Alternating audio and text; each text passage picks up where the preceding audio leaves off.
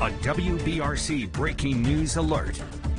We have a breaking news update right now in the search for Carlee Russell. Hoover police confirming the search is now over. She has been found alive. Since Carlee Russell disappeared July 13th, Thursday, that night, our main goal was to keep her picture on the television screen, on your social media feed, so that we could get her home to her family safe. She is home with her family safe tonight, but there are still many questions remaining, and it is our job, my job, to ask those tough questions, and we have.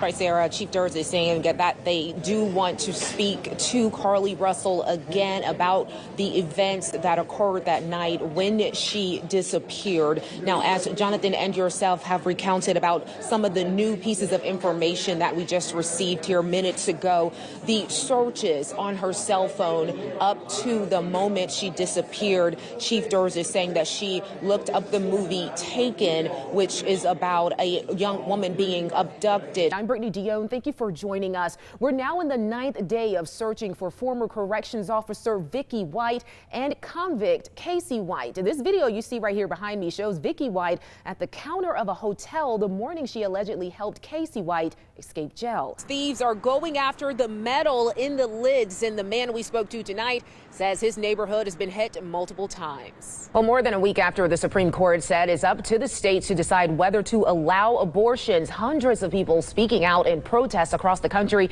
and the state. That's a lot of snow already, and here at home, Steve, more rain is coming, and that snow right behind it. Well, that's a good attitude to have. Just keep going. Look towards the next challenge, right? That deputy tonight saying he's happy he was trained on how to use Narcan, but in his 3 years on the force, he never imagined using it on a child. Hey, where is it? Where is it? Where is it? This video hard to watch. It's my favorite. Back up for me. A baby girl lying limp on the floor of this home on the 6400 block of Avenue D in Fairfield. How long has she been down? How long has she been down? Investigators say she ingested drugs, possibly fentanyl. Come on, baby. We're just worried about getting the baby back breathing. Deputy Jordan AUG with the Jefferson County Sheriff's Office seen in this body cam video giving the baby Narcan, rubbing her chest to stir her heart. Come on, baby. Investigators say the child's mother, 31-year-old Jeanette Lachey Bell, admitted that the baby had taken some of her drugs. Bell, AG says, is seen here in the video crying over the child. She was arrested and charged with chemical endangerment of a child. An awakening to anybody else who has substance abuse that, these kind of things can affect your children. It can affect your family. According to state data, hundreds of Alabama children are being affected. The Alabama Poison Information Center says since 2018, there have been 259 cases reported to the APIC of children under the age of 13 ingesting opioids in our state. Been a problem for years. Ann Slattery, director of the Alabama Poison Information Center with Children's of Alabama. We have seen opioid overdoses in children of all ages, from toddlers to adolescents. She says if a parent knows any opioid is around, they should go to a pharmacy and get naloxone, the medicine that can rapidly reverse an opioid overdose. Fortunately, in this instance, the Narcan JSO deputies carry with them on patrol worked. The 1-year-old was revived and taken to the hospital where she's listed in stable condition. Yeah, it was scary, and I'm glad the Narcan worked. You never know what that little girl's going to grow up to be. So I'm just happy that it worked. Neighbors tell us they're praying for this little girl's full recovery. Deputy AG says he hopes to meet her one day once she's feeling better. Brittany Dionne reporting, WBRC, Fox 6 News on your side. Those thieves are going after the metal in the lids, and the man we spoke to tonight says his neighborhood has been hit multiple times. This is not something that's the norm for you. No. Ron Nesmith knows his neighborhood well. He's lived here for 25 years. This is the first time property has been taken off. The quiet Sun Valley community in Birmingham, tight-knit, but now they're talking even more. The water meter cover was missing. Not just his, but several other neighbors. Their water meters now exposed. The iron lid that once covered them, it's probably 15 pounds, maybe, something like that. Gone. Two of my neighbors have also lost their covers. Nesmith says he walked around more and discovered 2 more missing. There's 5 that I know of on this block. The lids, he believes, stolen for scrap metal. They were selling them as scrap metal for about $10 a lid. The holes now in the ground, a concern. It's just irritating for the most part. Now, if I happen to drive off in it with my lawnmower, that might get a little exciting.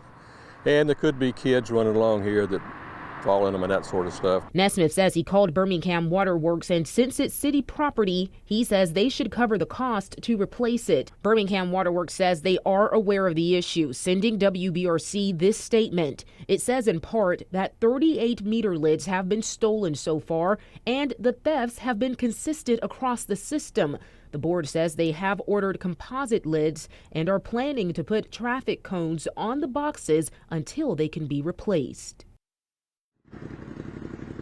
And of course, we followed up with Birmingham Waterworks with more questions about the cost to replace all of those lids, as well as how long it'll take before that's done. We'll update you once we hear back. Live tonight in Birmingham, Brittany Dionne, WBRC Fox 6 News on your side.